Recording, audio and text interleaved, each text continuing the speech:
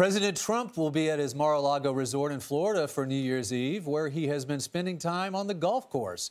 Despite enjoying the Sunshine State, the president is preparing for winter in Washington as he looks to rack up more legislative wins on the heels of the historic tax reform bill. Mr. Trump has already scheduled meetings with Republican and Democratic leaders, while senior White House officials work towards yet another staff shakeup to prepare for the new year.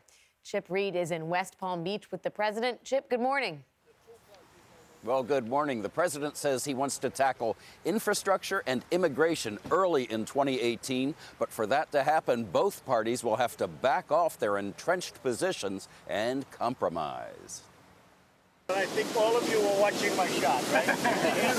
For the sixth time in 7 days during this holiday vacation, the president was at the Trump International Golf Club. So enjoy the course, one of the great courses of the world, as you know. He invited dozens of Coast Guard members to join him. As we close the course, the Coast Guard is going to use the course. Next week, the president will head to Camp David with Republican leaders to discuss the 2018 legislative agenda. In an interview with the New York Times, Mr. Trump said he wants the two parties to work together. We want to fix our roads, our highways, our bridges, which are in bad shape, the president said. So I want $1 trillion infrastructure plan. I think it can be bipartisan. At the White House, yet another staff shakeup is underway, this one focused on the November midterm elections. Sometimes the second year brings a tripling of turnover. James Thurber has studied the presidency for more than 4 decades and says the Trump administration's high turnover numbers make it hard to be productive. What worries me about this big turnover is that we don't know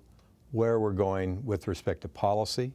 We don't know where we're going with respect to relationships with the Hill. But Chief of Staff John Kelly is adding political staff, including a new political strategist in preparation for what is sure to be a tough election season. Republicans currently hold a 46-seat majority in the House, but even with such a big margin, many Republicans are worried they could lose control of the House next year. Alex? Chip Reid with the president in Florida. Thanks, Chip.